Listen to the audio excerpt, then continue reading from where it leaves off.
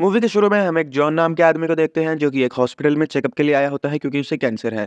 वहां पर वो एक सफाई वाले लड़के को एक मरीज की घड़ी और बटुआ चोरी करते हुए देखता है। फिर हमें अचानक से अगला सीन दिखाया जाता है जिसके अंदर वो लड़का एक मशीन से बंधा हुआ है, जहां पर जॉन उसे बताता है कि तुम्हें कंट्रोलर घुमाना होगा टाइम खत्म होने से पहले, नहीं तो मशीन तुम्हारी आंखें नोच लेगी।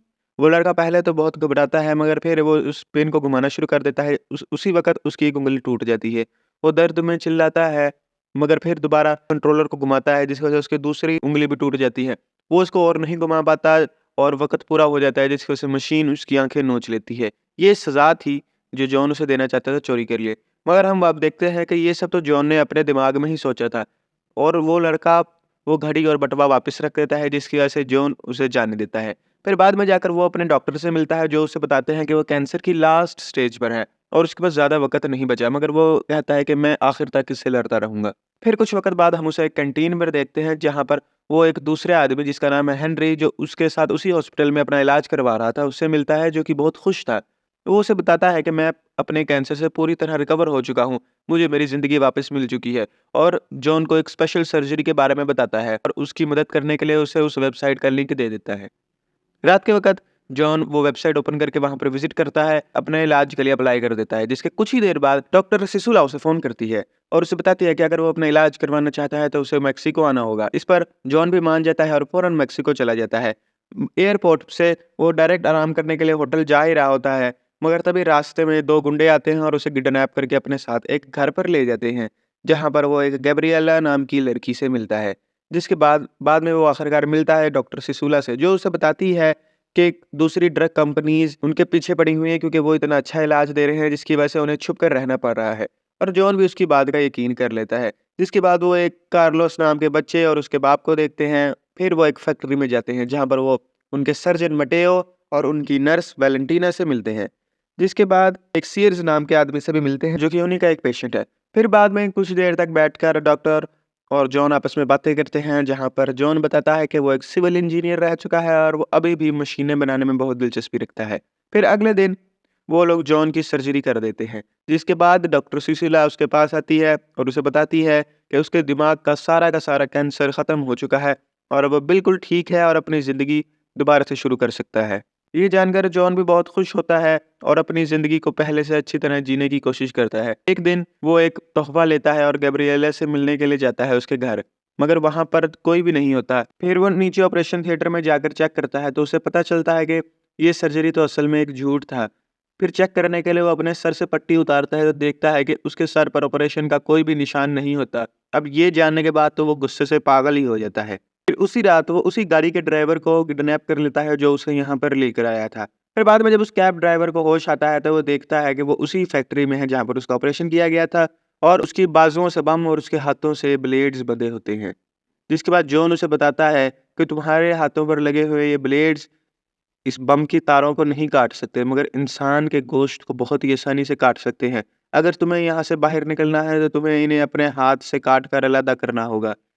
ये सुनकर वो बहुत डर जाता है। पहले तो वो इधर-उधर भागता है किसी तरह हम बाहर निकल सके, मगर बाद में आखिरकार अपनी जान बचाने के लिए वो अपने हाथ को काटना शुरू कर देता है। और खुशकिस्मती से वो किसी न किसी तरह दिए गए टाइम के अंदर-अंदर ही इसे कर लेता है और अपनी जान बचा लेता है। जिसके बाद जॉन उसे एक मेडिकेट दे देता है। फिर बाद में जॉन बैठकर किसी को फ़ोन करता है जिसको वो डिटेक्टिव कहता है। फिर हम देखते हैं कि कोई वैलेंटीना को किडनैप कर लेता है। फिर बाद में हम मटेओ को भी देखते हैं जिस पर कोई हमला करता है, उसे भी किडनैप कर लेता है और फिर गैब्रिएला पर भी कोई हमला कर उसे किडनैप कर लेता है।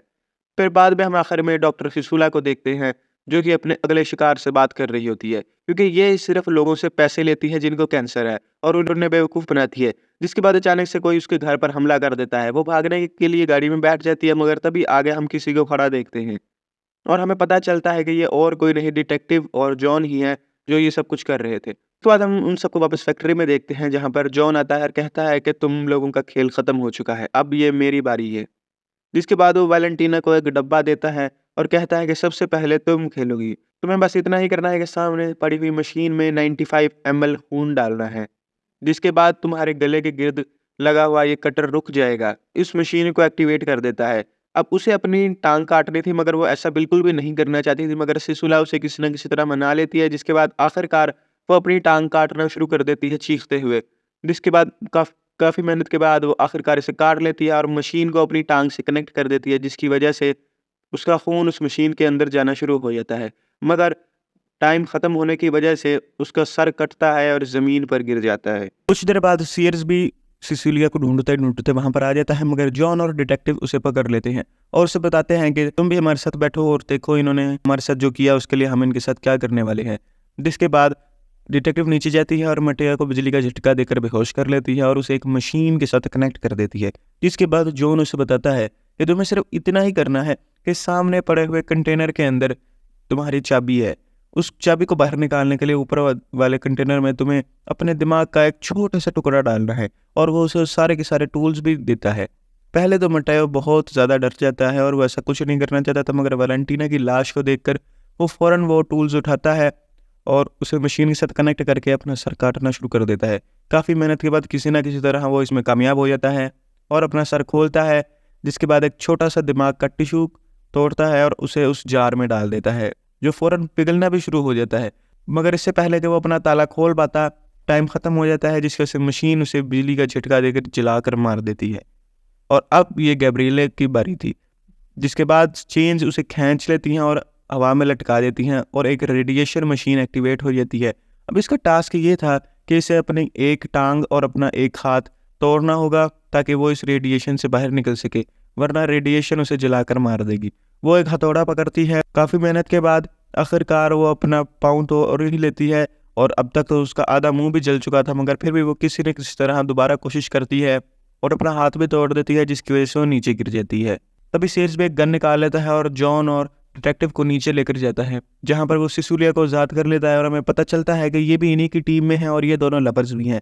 जिसके बाद वो जॉन को सिसुलिया की चेन से बांध देता है। जॉन तो गैब्रिएला को हॉस्पिटल भेजना चाहता था क्योंकि उसने अपनी गेम पूरी की है, मगर सिसुलिया उसकी बात नहीं सुनती और वैलेंटीना को भी मार देती है और जॉन को बहुत बुरा कहती है। जिसके बाद सिसुलिया बाहर कार्लोस को देखती है और उसको भी अंदर लेकर आकर जॉन के साथ बांध देती है। बाद मजबूरन जॉन कार्लोस को अपना गेम एक्सप्लेन करता है। सीयर्स लिवर खींच देता है, जिसकी वजह से गेम शुरू हो जाता है। जॉन और कार्लोस नीचे लेट जाते हैं, जिसके बाद ऊपर से उनके ऊपर खून की बारिश होना शुरू हो जाती है। जॉन लिवर खींचता है, जिसकी वजह से कार्लोस के ऊपर से खून गिरना बंद हो जाता है और वो सांस ले पाता है। जिसके बाद कार्लोस भी लिवर खींचता है और जॉन की मदद करता है। ऐसे बारी बारी करके वो दोनों सांस लेते हैं और एक दूसरे की मदद करते हैं। फिर सिसुलिया और सीयर्स उन दोनों को वहीं छोड़कर ऊपर ऑफिस में पैसे उठाने चले जाते हैं। जैसे ही सिसुलिया पैसों का बैग उठाती है, फ़ौरन एक और टाइमर शुरू हो जाता है और वो लोग उस कमरे में बंद हो जाते हैं, जबकि जॉन और दूसरे अपने आप को आज़ाद करवा लेते हैं। तभी अचानक से जहरीली गैस उस कमरे में भरना शुरू हो जाती है। जिसके बाद जॉन कहता है कि मैंने तुम लोगों को एक बचने का मौका दिया था, अब तुम दोनों में से एक ही जिंदा बच पाएगा। जिसके बाद वहां पर एक छोटा सा सुराख खुल जाता है, जिससे सिर्फ एक ही इंसान अपना सर बाहर निकाल पाता, जिसके ऊपर वो दोनों लड़ना शुरू हो जाते हैं और आखिरकार सिसुलिया सीयर्स को भी मार देती है और अपने आप को बचा लेती है। जिसके बाद जॉन, कार्लोस और डिटेक्टिव उस जगह को छोड़कर वहां से पैसे लेकर चले जाते हैं और यहाँ हमारी मूवी खत्म होती है।